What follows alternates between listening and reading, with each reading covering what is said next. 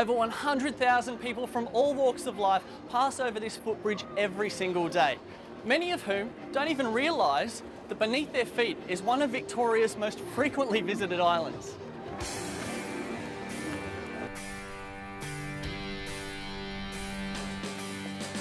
Ponyfish Island has to be one of the most unique island locations that I've ever seen, and it's taken Melbourne's infatuation with hidden bars and cafes to a whole new level. That's right, water level.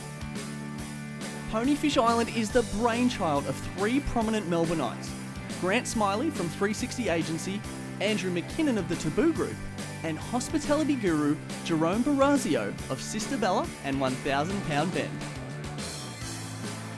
Essentially, the design of Ponyfish is pirate ship meets urban chic, with timber curbs, hessian-covered shipping pallets, old lanterns, and an artistic sail sculpture at the bow. There's no one word to describe this venue, but it's sure got character. The fit-out was completed by none other than the team at Moth Design, who are also responsible for creations with the Spring Racing Carnival marquees and sets for the L'Oreal Melbourne Fashion Festival. On a beautiful sunny day like this, you just can't beat this outdoor area. And when you're standing out here on the Ponyfish deck, you just get this strange sensation of moving on up the river. All that minus the seasickness, of course. Matty Charles, you're the captain of the bar staff around these parts? Today, the captain. What first drew you to Ponyfish Island, mate? How did you first find out about it? Actually, I met one of the people that were working here. This was when it first sort of began, December, January last year, and my mate's like, you have to come down to this rad bar, it's under this bridge, and I'm like, what are you talking about? I have no idea. I've lived in Melbourne for 7 years, and I don't know what you're talking about. So, came down St Kilda Road, and I saw it for the first time. It just appeared out of nowhere. Been here for probably 12 years. And I was making coffee at the time, and yeah, I come in for an interview and I ended up making 7 hours of coffee and getting the full-time job. So, not full-time, but yeah. Must make a mean coffee. I'm making all right coffee, yes, correct. What's your favourite part about working here? I think it's being outside, you know, in the breeze, and we see some amazing morning sunrises coming from here. The rowers are going past. It really shows a part of Melbourne that a lot of people probably don't get to see, and you know, now I see it every morning, or most mornings anyway. And it's definitely a good thing to wake up to. Do you get a big mix of crowd coming through? Absolutely. As I was saying before, it's a lot of people coming from Southgate here, and maybe tourists, or maybe people in suits, or it could be some crew from the uni crowd. It really depends on, you know, what's going on. Maybe there's a footy crowd coming through, or very, very eclectic crowd, which is good. Do you find being such a creative space that it changes the whole vibe of the workplace for you? I've never worked in a place like this before. It's sort of, there's high highs, but there's some low lows too. We have trouble with power, so it might be like a really busy Friday night and the power will go out and everybody was sitting in darkness. And one particular night we actually had a busker come down and just play saxophone for an hour, and it just creates things like that probably wouldn't usually happen in another workplace. So it's very spontaneous, which is awesome. Just off the cuff, Keeps on your toes, off the cuff sort of stuff. Definitely. Can I get one sober salad, please? Absolutely. Can I get you something to drink with that? Yeah, I would love a jam jar of cider, actually. Jam jar of cider? Thank you.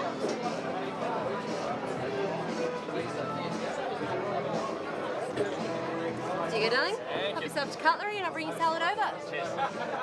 So where did you guys come from to be here today? We've had an exam in the city, so we're just relaxing with a couple of drinks afterwards. Would you say that this is a bit of a uni hangout for people? We've got a big uni right there, but I think it's also a lot of foot traffic over the bridge, so you get lots of different types of people down here. Yeah, how did you first find out about Ponyfish Island? Just saw it all happening, you know, it opened up and there's suddenly all these people there having a great time. Yeah. How often do you reckon you'd come here now? I reckon now that the sun's out, I reckon we're down here about once a week or so. Yeah. Have you tried the food here before? Yeah, we do lunch here a little bit because we work on Southbank. Yeah, so you just sort of like call group text and just say, hey, Ponyfish Island, this is where it's at. The quesadilla's all right, actually. The quesadilla? Yeah, the chicken quesadilla. quesadilla, lots of cheese. Quesadilla, yeah, sorry, yeah. Wow. Do you find it hard to find good local hangouts where you can bask in the sun? It's difficult to find a good balance between shade and sun, particularly for rangers, I find. Yeah, right. Oh, here's Leon with the sober salad. Thanks, mate. Cheers. Thank you. All right, guys, it's time for the taste test. Here we go. You were right. That is absolutely delicious. Ponyfish Island, the island under the bridge. There's There's no trolls under this bridge. Just good food, good music, and socialising with great friends. Scott McDonald, tell us what your role is here at Ponyfish Island. Well, I work for the group, the Get Notorious group. That manages several venues, Ponyfish being one of them. Yes. So operations manager, everything from hiring a staff, management, fixing things, you name it. Jack of all trades, I suppose is how you describe it. Whose idea was it to name it Ponyfish Island? Was several of the owners. I think it came from a bit of a, I think it was a bit of a joke actually, to be honest with you. We had several names for it. Squidette, Squid Island, you name it, but someone came up with a rhyme and it was, I wish I was a ponyfish. And someone said, I love that. And then from there, it's an island and Ponyfish Island was born. Take us through the design of Ponyfish Island. Well, we were fortunate enough to inherit it. Well, there's not much you can do with this space, it was already here, but we're lucky enough to inherit the outside area, but we just wanted to give it a bit of a nautical theme. We didn't really have to do much, you know, it's kind of, the cabin was here and a few other things were here, but the design was just the brief was a nautical feel. We brought in Moth Design. They put the tables and the chairs and made it comfortable for people to sit in. Umbrellas so no one got burnt. And the rest is history. As you can see, there is just literally hundreds of people traipsing across this bridge up here. How many people? Fantastic. Do you have any stats on how many people a day you think would come through upwards of 100,000 people cross this bridge on a daily basis. So for us, I mean, this is the most, it might be an island attached underneath a bridge, but it is one of the best real estate spots in Melbourne, there's no doubt about it. The kitchen is open from dawn till dusk, churning out breakfast, lunch and dinner. For breakfast, they recommend the waffles with maple syrup, banana and walnuts. The menu is reasonably simple with things like toasties, beef goulash and bar snacks. I'm told, however, the crew here at Ponyfish are notorious for making a mean coffee. There you have it, a name that doesn't really make sense on an island shaped like a boat, travelling to a destination that's pretty much unknown. As the old saying goes, it's not about the destination, it's about the journey. That's completely untrue. In this case, it is all about the destination. Ponyfish Island is located under the Yarra Pedestrian Bridge between Flinders Street Station and Southgate in Melbourne. Opening hours are 8 a.m. to 11 p.m. Monday to Thursday, 8 to 1 on Friday, and 10 a.m. to 1 a.m. on weekends. Up next, I'm going to find out what a scarred tree is, and you will too if you hang around.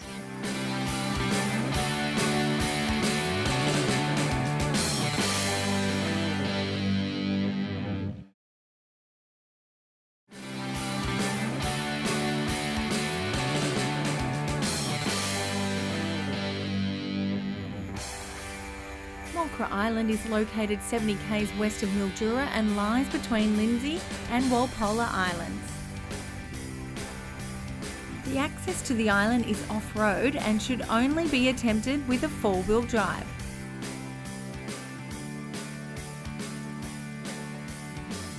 It's full of cultural history with Indigenous occupation dating back thousands of years. Scarred trees are often found on this particular island, and I do have a traditional owner representative here with me today. This is Darren Perry. Thanks for joining us today. No problems. What a beautiful tree. Please just explain what a scarred tree is. I'm asking the most simple question, but tell us a bit about it. A scarred tree is when the outer layer of bark was removed from the tree for use as in this case a canoe, or other uses were shields, coolamans, like a little basket to carry things in, to build shelters with, and in some cases they are used as a coffin. The old people would roll up a dead body in a sheet of bark to be buried later on. Wow. And this particular tree, roughly, can you estimate how old it is and when it was carved? Well, the tree itself would have lived to be possibly 1,000 years old. It's a very big tree. Red gums are very long-lived trees. This one, I'd estimate that the canoe was taken off at about 500 years ago. Mm-hmm.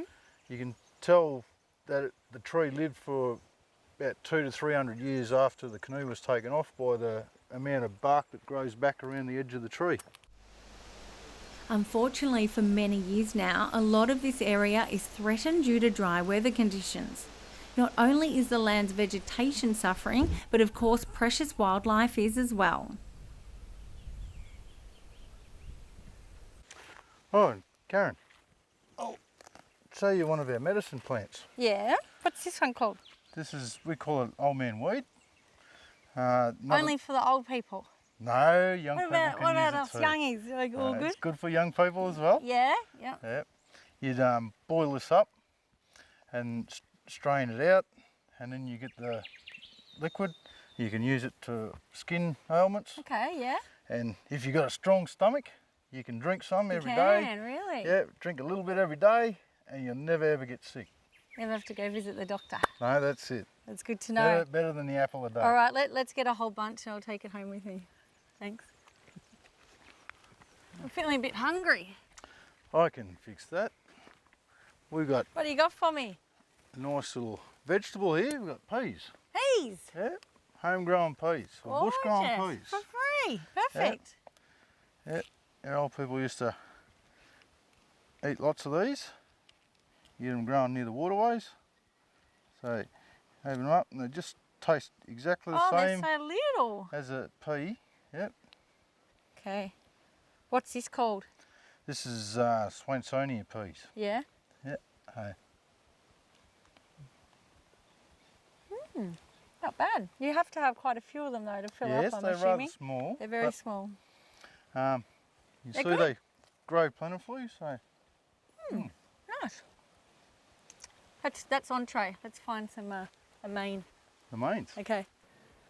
You can see the water levels are, at a decent stage at the moment. But how important are the water levels and it being up higher for this area?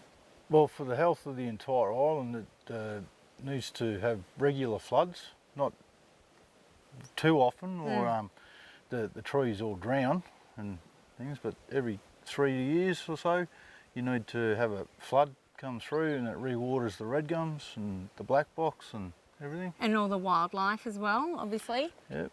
So here there's a massive project. It's called The Project. It's about a $6 million scenario to help with the flooding level. So what's that all about?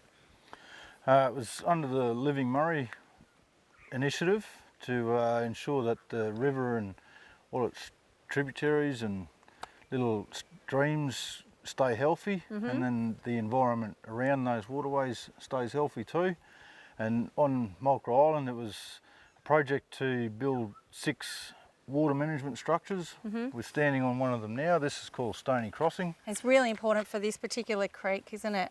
Yes, because Mulcra Island's made by the Murray River and the Potawatomi Creek, and due to changed water regimes over the years, with people wanted water for irrigation and watering cattle at times when water normally isn't there, so they changed the flow of the creek, and the environment suffered as a result of that. So the government put money into it to ensure that everything got water when it should get water. But they don't need it this year because there were natural floods in January, wasn't there? Yes, it came and tricked them this That's year. good.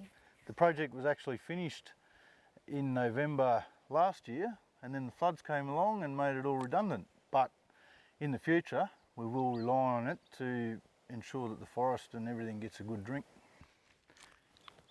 Here's our main course. Well, what's left of it. What was in there? That was freshwater mussel.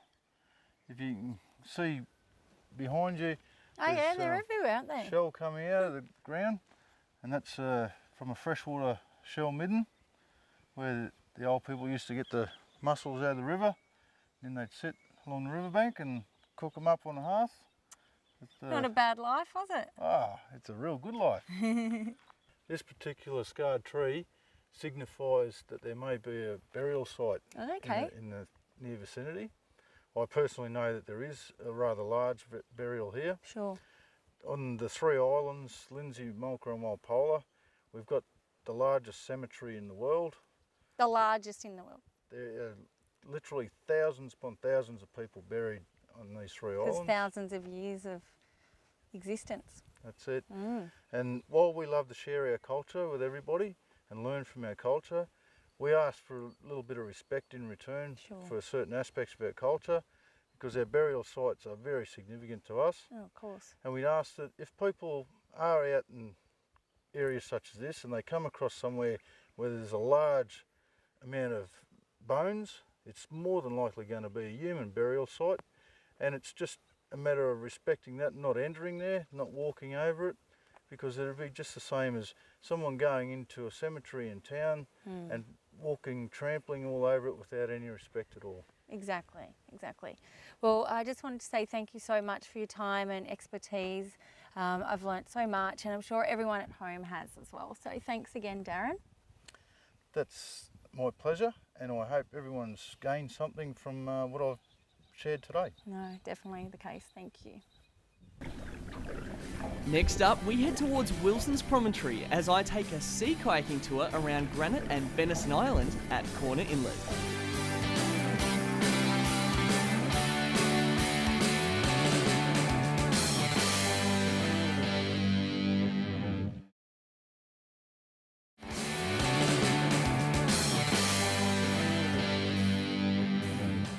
Wilson's Promontory, or the Prom as it's now affectionately known, is home to over 50,000 hectares of native wilderness, walking tracks and wildlife.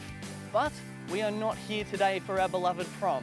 Today, we're here to visit our islands. Because of its terrific landscape, Corner Inlet is well protected by the pounding surf of Bass Strait, making it an unbelievable safe haven for plant and marine life alike. Mate, Darren. Good to meet you. How are you? Got a nice day for us? Mate, we have a beautiful day. The sun's out, the water's nice and calm. Perfect. What do we need to get started? The kayaks are all set to go. I'll get you to put a life jacket on and we'll just get straight out there. Sounds good to me. Pete McVerry from Sea Kayak Australia has been paddling these waters for years, and today will be taking me on a sea kayaking tour of the area. Off we go. So how long have you been kayaking for, Pete? I've been coming to this area for about 7 or 8 years now, Aaron. Yeah, and sea kayaking around. Your favourite area to kayak? I'd have to say Corner Inlet, right where we are, yeah. I guess the sea kayak's just a really good way to get around this area. You can get close to the islands, you don't disturb the bird and the fish life, and you don't have that noisy outboard engine at the back. Yeah, that's right. And what sort of kayaks are we in right here? We're just in regular sea kayaks, so these you can load up with camping gear, and these are stable enough to go in the open ocean. And what about fishing? Can we fish out of these bad boys? You can fish out of these, but not actually in this area. It's a marine national park, so part of the reason it's still so beautiful is because recreational fishing is banned in certain areas of the park. All right, what's the itinerary, mate? Where are we heading? Well, mate, I think we'll head out to Granite Island first. All right, go for it. The inlet has a complex network of mangroves, salt marsh, mud banks, seagrass beds, rocky islands, and deep channels. Corner Inlet supports huge numbers of migratory water birds and healthy populations of seafloor animals and plants that are rare or absent elsewhere in Victoria. Corner Inlet is a popular visitor destination, attracting an estimated 150,000 visitors per year. Other recreational opportunities offered by the Marine National Park include boating, swimming, windsurfing, and my personal favourite, nature appreciation, otherwise known as looking.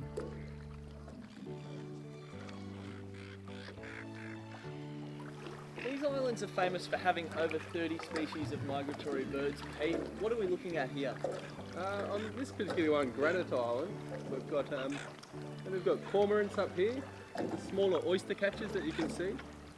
Around the other side that we just saw then, the larger Cape Barren geese, so they're quite endangered and you rarely find them around, so it's quite unique to see those in a small island like this. Yeah.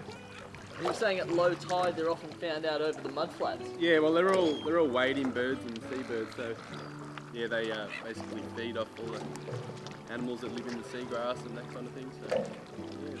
And there's a bunch of these granite islands just strewn throughout these waters. How are they formed and where do they come from? Well, all of these islands were part of a mountain range, so these small granite outcrops were part of the northernmost tip of the mountain range that ran from the bottom of Australia right down to Tasmania. So yeah, they're the remaining sort of peaks, if you like, of that mountain range. So yeah, you can see them right through here, and this small granite island is a small remnant of those granite ranges, yeah. Yep, they just all used to be part of the mainland. Yeah, that's right. Let's go check some more out. Excellent.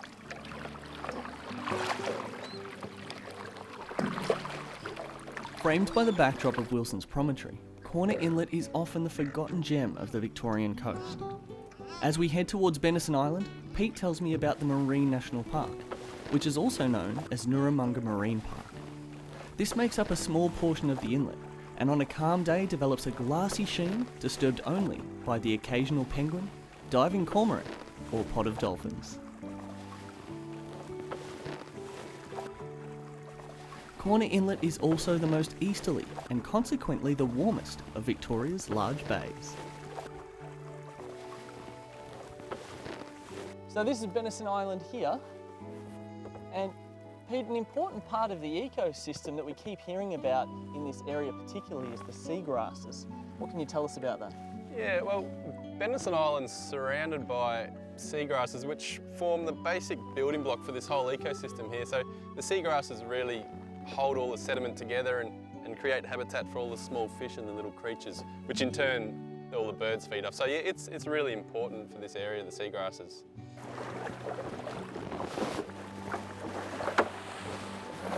Is this something of a regular thing for these Granite Islands? They've all got these beautiful sandy beaches. Well, no, that's a unique to Bensons Island, is the sandy beach. The water's beautiful here. I didn't expect it to be this warm. Well, yeah, we're quite one of the easternmost bays in Victoria, so yeah, it is slightly warm, and that's what allows the seagrass to grow, so yeah. So what's all this green stuff that's covering the rock here? This small lichen just grows over the rocks, and yeah, it creates that really nice colour that's really reminiscent of Wilson's Prom. Yeah. And all these small plants have adapted to just survive in this quite a dry, rocky environment, really. Oh, beautiful. But here you can see right across to the Prom over to Granite Island that we saw earlier.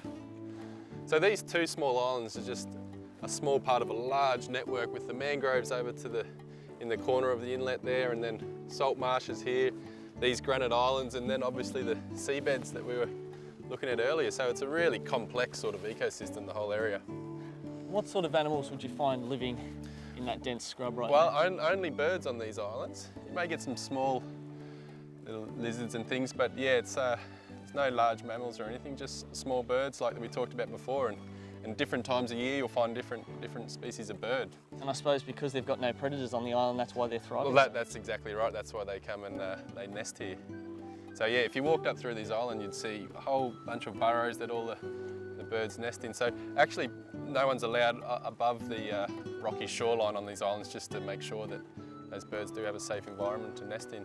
Fill us in on some of this dense plant life that we've got around here. Well, the plants here are adapted to this sort of dry, rocky, sandy environment. So we've got the larger tea trees and some of the banksias. We have the saltbush here, the poa grasses, and this little beautiful purple flower you see is the wild pigface flower. So yeah, we get a few of those at local pubs around Melbourne. I'm sure you do.